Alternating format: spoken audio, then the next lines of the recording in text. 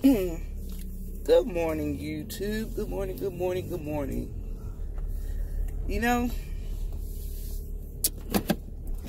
I woke up, y'all, I slept so good last night. This is the first time in a while that, I slept like, yeah, it wasn't nobody business. I slept so well last night.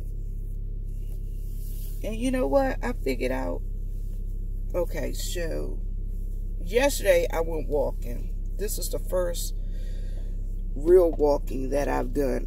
Actually went and put some work in since they've given me a leg ankle brace. They gave me a new leg ankle brace. So now I'm forced to wear this, what I call my RoboCop leg. My Forrest Gump leg. Anyway, I was thinking about that and I said, you know what, Viv, you still got to get up working. And so I went and I walked yesterday, but this was on my mind when I woke up this morning. I slept so well last night. When I say I got in the bed, laid down and slept, I slept like a baby. Anyway, this was on my mind this morning. I must tell Jesus all of my troubles. I cannot bear these burdens alone. I must tell Jesus all of my trials. Jesus can help me, Jesus alone.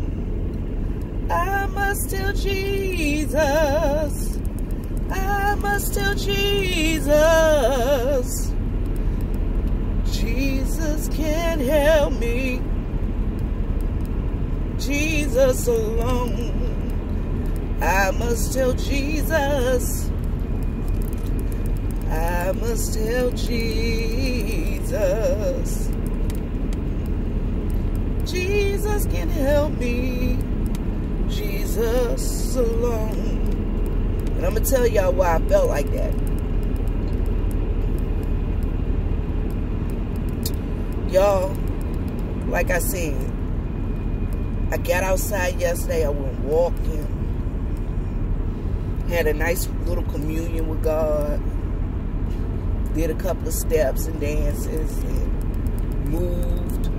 Spent some time outside with the dogs, my two big babies. We had fun. And for some reason, I feel lighter. Now, I did get on the scale this morning. And when I got on the scale this morning, I was like at 272.5. But that's okay. Because this weight about to come down. Because now that I got my brace, and I'm figuring out how to maneuver in it better, this weight won't come off. Because now I can move and go do what I need to do without me dragging my foot falling. Anyway, so with that being said, I'm going to tell you guys the story of when I died on the operating table. Because I had experience. It was brought to my remembrance last night. So back when I was about 19, that was almost 30 years ago.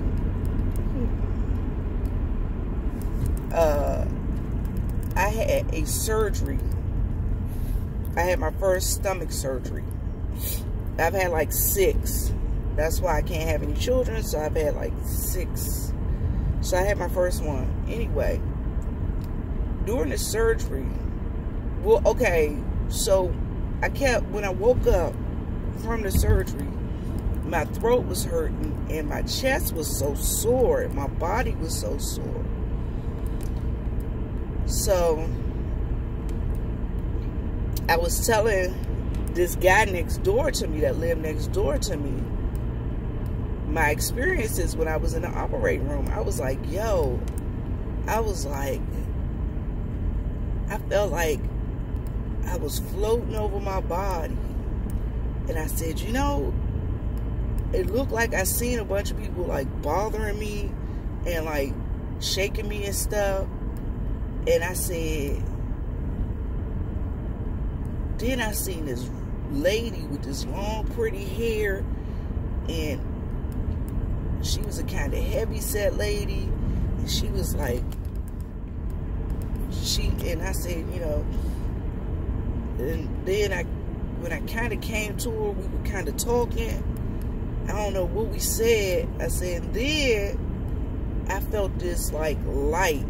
It was just this bright light. And it was so nice and warm. It was a warmth that I'd never felt before. And I felt so comforted. I felt so at peace.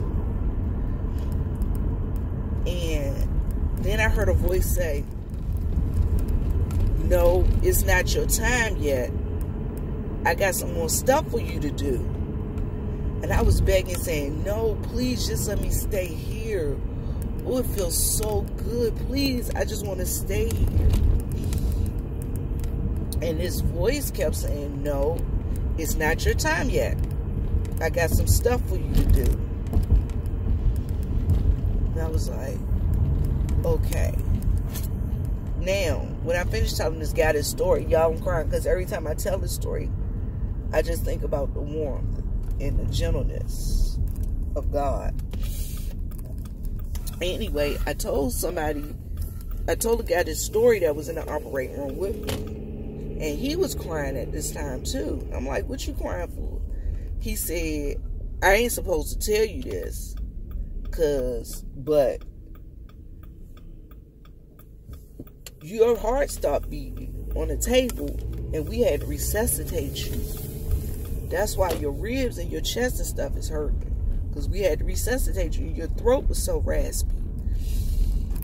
I was like, what? He was like, yeah, you died on the table. I was like, oh. So I did see God. Well, I felt the presence of God. I didn't see God. I felt the presence of God. The warmth of God. Y'all, that should have been enough to scare me into acting like I had some sense. It wasn't, but I try to do right by people. And I just ask people to do right by each other.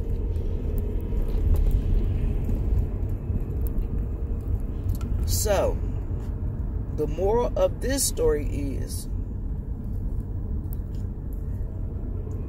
you got some people you can rely on. And you got some people that you can't rely on.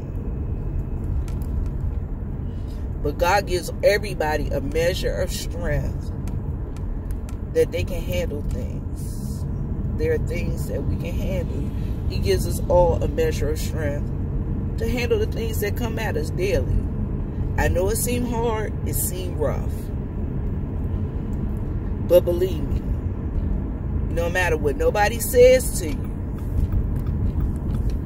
you can make it. Believe me with my diagnosed bipolar depression, me with my issues with my brother who don't want to act right sometimes, living in a house that I'm paying for, me having to take care of elderly parents, me with myself, dealing with older siblings.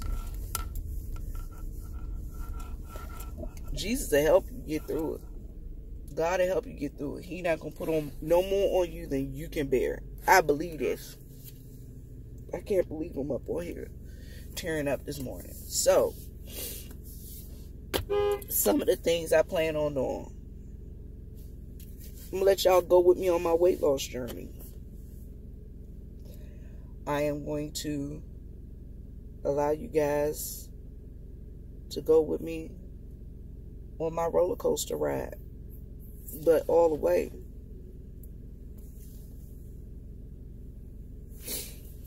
I know Jesus is going to help me, and Jesus alone.